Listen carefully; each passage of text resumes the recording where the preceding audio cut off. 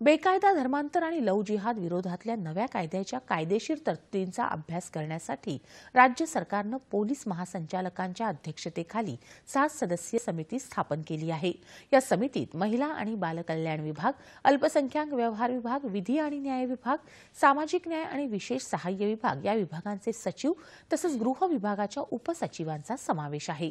ही समिती बळजबरीनं केलेलं जाणारं धर्मांतर, लव जिहाद याविषयी राज्यातल्या सद्यस्थितीचा अभ्यास करेल आणि या संदर्भातल्या तक्रारींवरील कार्यवाहीसाठीच्या उपाययोजना सुचवणार आहे।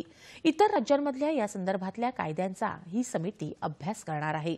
दरम्यान लव जिहादच्या प्रकरणांवर सरकार योग्य ती कारवाई करेल असं मुख्यमंत्री देवेंद्र फडणवीस यांनी म्हटलं आहे।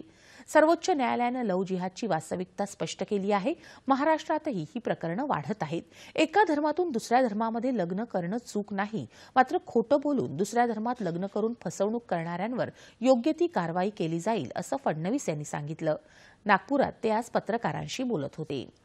दुसऱ्या धर्मातल्या व्यक्तीशी लग्न करणं हे गैर नाही, पण खोटं बोलून खोटी आयडेंटिटी तयार करून त्या ठिकाणी फसवणूक करून अशा प्रकारचं लग्न करायचं आणि मुलं जन्माला घालून सोडून द्यायचं, ही जी प्रवृत्ती चाललेली आहे, हे जे फूस लावणे, फसवणूक करणे, जाणीवपूर्वक खोटारडेपणा करणे असं जे चाललेलं आहे हे मात्र योग्य नाही आहे। आणि म्हणून या संदर्भात जी काही योग्य कारवाई आहे ती राज्य सरकार करेल।